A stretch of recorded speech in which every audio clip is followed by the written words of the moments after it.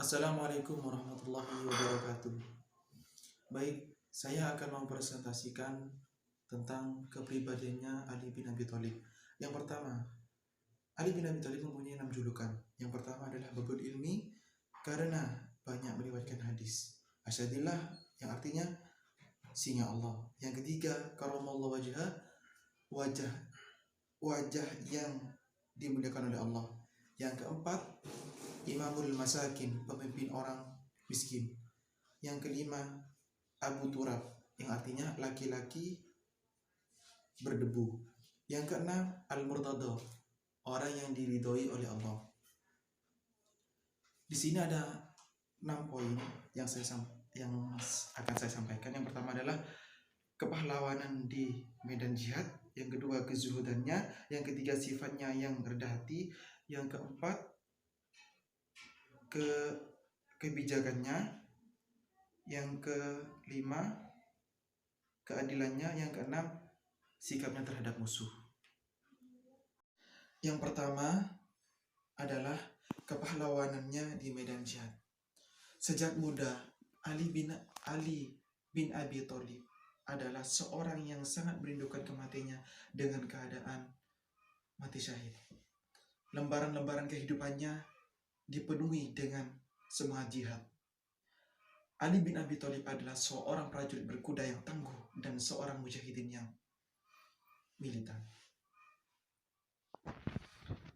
Ali bin Abi Thalib mempunyai julukan Asyadullah, yang artinya singa Allah. Mengapa demikian disebut seperti itu? Dijuluki seperti itu? Karena setiap peperangan, setiap pertempuran melawan kaum kafir, Ali bin Abi Thalib ini selalu ada di barisan terdepan. Karena dari situlah Ali bin Abi Thalib disebut dengan Asyadullah. Saya ambil contoh ketika hendak melakukan perang Khandaq. Ketika perang Khandaq dimulai,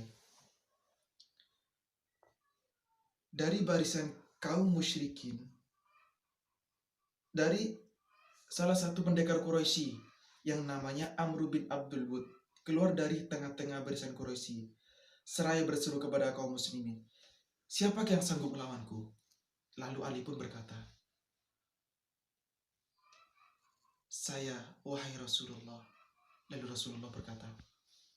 Rasulullah bersabda,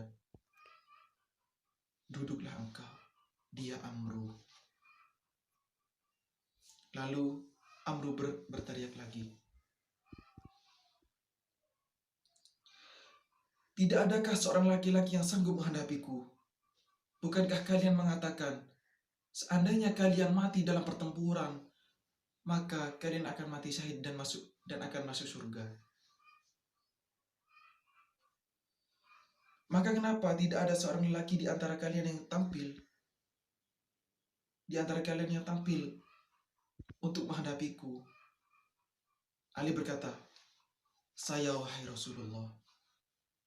Kemudian Amru mengulangi kembali tantangannya dengan melantunkan bait syair yang bernuansa kesombongan. Maka Ali berkata, "Meskipun Amru sekalian." Akhirnya Rasulullah pun mengizinkannya. Yang kedua, kezuhudannya. Ali bin Abi Thalib tidak sedikit pun terpesona, tidak sedikit pun terlena terhadap keindahan duniawi. Karena beliau benar-benar mengerti hakikat kehidupan yang sebenarnya. Oleh karena itu, Ali bin Abi Thalib mampu mengendalikan keindahan duniawi, yang begitu indah. Itulah kezuhudan yang tertanam di dalam jiwanya. Saat Ali bin Abi Thalib diminta untuk tinggal di istana negara sebagai Amirul Mukminin di sebuah gedung yang tinggi, indah, bagus, dan mempesona.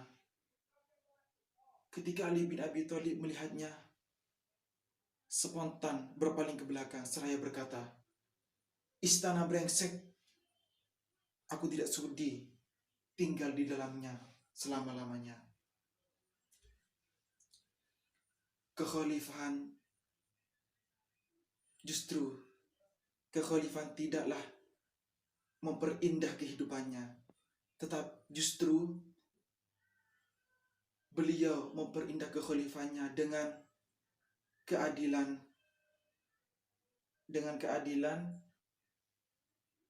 zuhud dan ilmu. Yang ketiga, sifat rendah hati. Ali bin Abi Thalib adalah seorang yang sangat rendah hati. Beliau pernah memakai pakaian yang robek dan kasar. Bukan karena dia tidak mampu untuk membelinya, tapi dia memaksa diri untuk mendidik hatinya supaya bisa dekat dengan Allah. Karena semakin jauh dengan duniawi, beliau akan semakin dekat dengan Allah. Nah, maka dengan itu beliau bisa banyak beramal, bertakarub kepadanya. Izhad fid dunya yuhibbaka Allah wazhad fima fi aidin nasi yuhibbakan nasu. Yang keempat, keadilan. Adapun akhlak beliau bersama keluarganya, akhlak kepada istri-istrinya. Ali bin Rabi'ah meriwayatkan Ali bin Abi Thalib mempunyai 2 istri. Saat itu Ali bin Abi Thalib memberikan sebuah daging yang seharga 1/2 dirham kepada istri pertamanya. Lalu keesokan harinya, Ali bin Abi Thalib juga memberikan daging yang 1/2 dirham untuk kedua istrinya. Yang kelima, kebijakannya. Sudah diketahui bahwa Ali bin Abi Thalib memiliki sikap yang tegar dan kuat dalam membela kebenaran. Setelah Ali bin Abi Thalib diangkat menjadi khalifah, ia sangat cepat dalam mengambil tindakan dan segera mengambil perintah untuk menunjukkan sikap ketegasannya. Saya ambil contoh. Ketika Ali bin Abi Thalib memecat gubernur-gubernur yang telah diangkat oleh Utsman bin Affan. Karena menurut ijtihad Ali bin Abi Thalib, dialah yang menimbulkan fitnah dan kerusuhan. Yang keenam adalah sikapnya terhadap musuh.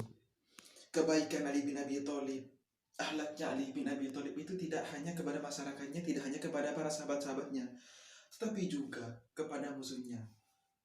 Orang yang sangat membahayakan kepada dirinya itu pun dibaiki oleh Ali bin Abi Thalib. Contohnya kepada Abdurrahman bin Muljam. Abdurrahman bin Muljam ini orang yang sudah menikamnya, tetapi Amirul Mukminin menyuruh anaknya untuk membaiki Abdurrahman bin Muljam itu.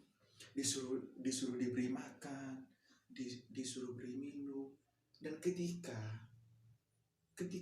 dia mati, mayatnya pun tidak boleh dipotong oleh Amirul Mukminin. Nah, seperti itu sikapnya Ali bin Abi Thalib terhadap musuhnya. Terima kasih.